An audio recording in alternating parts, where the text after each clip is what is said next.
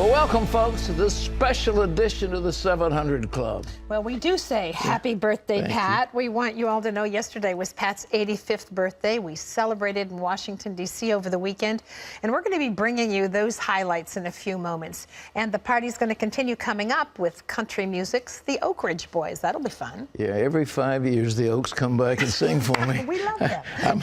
I hope they'll be around when I'm 90. All right. Well, first in the news, it's only March of 2015, but the kickoff for the 2016 presidential race has already begun. A famous Republican senator from down in Texas is the first to enter the race. Heather Sells has that story. Early this morning, Ted Cruz turned to Twitter to announce his campaign, saying, "I'm running for president and I hope to earn your support." He also offered up a video. I believe in America and her people, and I believe we can stand up and restore our promise. Cruz is appealing to social and cultural conservatives by making his announcement in person at Liberty University in Virginia. He'll be focusing on themes already honed on the unofficial campaign trail. What I believe in are common sense conservative values, things like live within your means, don't bankrupt our kids and grandkids, and follow the Constitution. Cruz's early announcement could be a move to help gain an advantage on social and cultural issues over competitors like former Governor Mike Huckabee, Governor Bobby Jindal, former Governor Rick Perry, and former Senator Rick Santorum, all of whom have made their faith a part of their political identity. He is also getting out ahead of Senator Rand Paul, set to announce in a few weeks, and former Governor Jeb Bush, who has been working to raise money for his expected bid. Cruz has established his credentials with many conservatives. He's known for a 21-hour Senate filibuster speech in which he took on Obamacare. And just this past summer, he rallied with pastors in Houston when the city subpoenaed their sermons. The city of Houston has no power, no legal authority to silence the church. Cruz also offers the potential to court Hispanic voters. As the son of an American mother and a Cuban-born father, he could become the nation's first Hispanic president. With so many Democrats concerned about Hillary Clinton's potential problems in the wake of her email issues as Secretary of State, Republicans hope to regain the White House in 2016. But first, as many as 20 Republican candidates have to navigate a tough race among themselves as they all take on each other in what could be a long primary battle. Heather Sells, CBN News. Something I found out of the news today that those who are on the inside of Netanyahu's campaign indicated that the United States, the president, spent at least $250,000 of taxpayer money in an attempt to defeat him. The initiative had to do with recruiting Arabs to come out into the election, Israeli Arabs to vote. But that victory of Netanyahu was a defeat for Obama, because he literally was, in that race with both feet, and that is not a nice thing for a president of the United States to do. Well, the United States won't be supporting Israel at a debate over human rights at the United Nations. Ephraim Graham has that story from the CBN newsroom. Here's Ephraim. Pat, the United States won't take the floor at the debate over human rights in the Palestinian territories today at the United Nations Human Rights Forum. Washington has historically defended Israel there. A U.S. spokesman in Geneva told Reuters the U.S. delegation would not be speaking about Palestine during the annual debate today. The U.S. move comes after the Obama administration said it is reassessing its relations with Israel after Benjamin Netanyahu's statements about his difficulties with a Palestinian state during the recent Israeli election campaign. Pat. I pointed out yesterday, I want to say it again, not yesterday, last week, there is no Palestinian state. They don't have a legitimate government. The Palestinian Authority is very weak. If they had a free election tomorrow, Hamas, a terrorist organization, would win it. Hamas rules in Gaza, has been launching all kinds of rocket attacks against Israel, and has terrorized the citizens. the Palestinian Authority is hopelessly corrupt. So we're forcing them. Who will they negotiate with? Who is their partner? And what do they get? If you've ever flown, I flew in a helicopter over that area, and when you look from the area of the West Bank, you look right down the major runway of the Lod airport, the major airport going into Israel, right down, and it's within mortar range of somebody who had that territory. It would just be insane. And what we're saying is, if you don't commit suicide, we're going to do everything we can to destroy you. What kind of an ally are we, Ephraim? Well, Pat, Netanyahu now has enough political support to form a new government as prime minister after his party won those elections last week. At least 5 parties of the right and center are backing him for the position. That gives him more than the 61 seats he needs for a majority in Israel's parliament, the Knesset. It took just 2 days of official talks to put him over the top. Some post-election analysts say poor voters in Israel's smaller cities helped bring about Netanyahu's comeback victory. The cities outside Tel Aviv and Jerusalem had a huge turnout. National security issues and anger at the media's treatment of Netanyahu and his wife were big factors.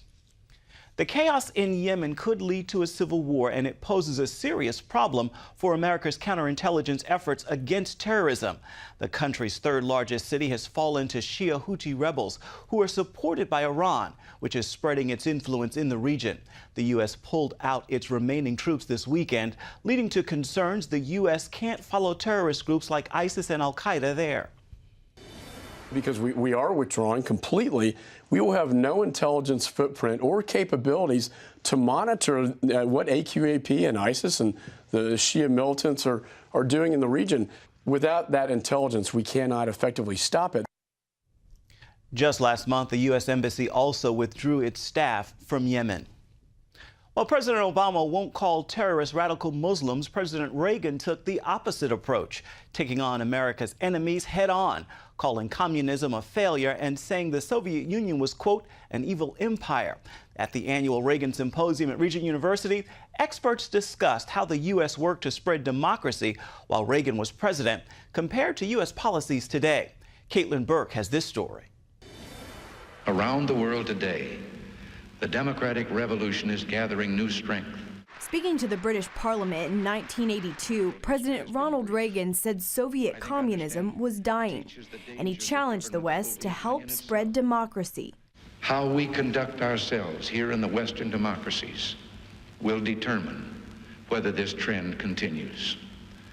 No, democracy is not a fragile flower. Still, it needs cultivating. Reagan's Westminster speech stands as one of the greatest of his presidency.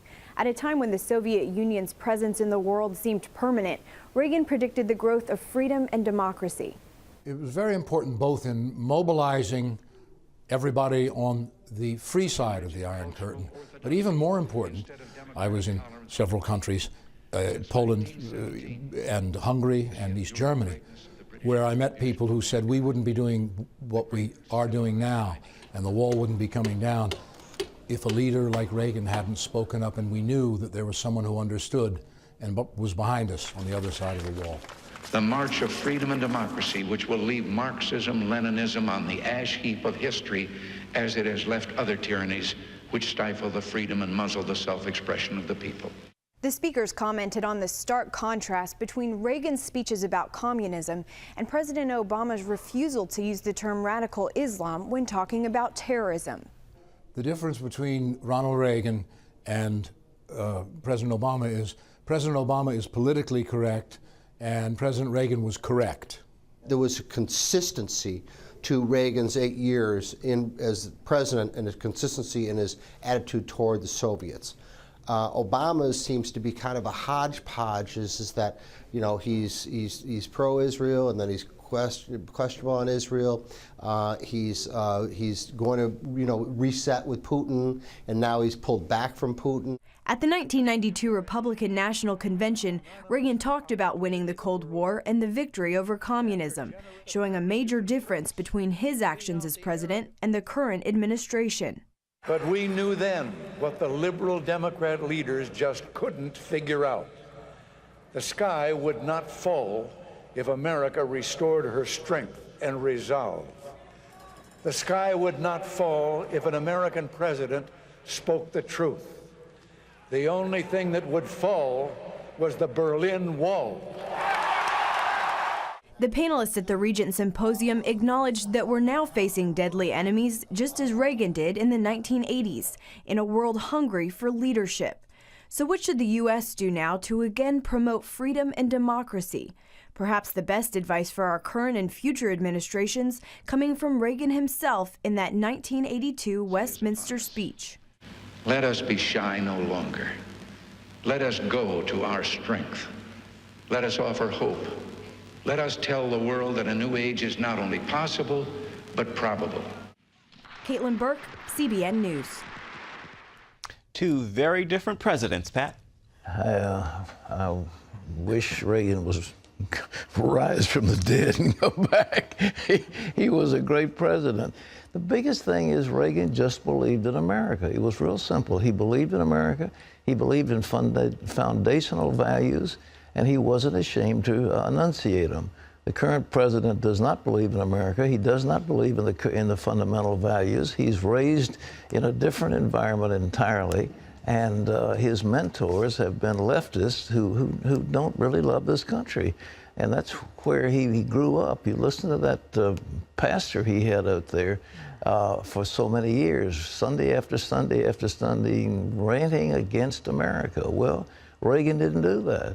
I'm proud of Regent University, by the way. Our previous dean of the Robertson School of Government started that Reagan Symposium. It's taken on a lot of momentum and some excellent speakers and wonderful. They have books that come out of that symposium, and it was very well attended and highly regarded.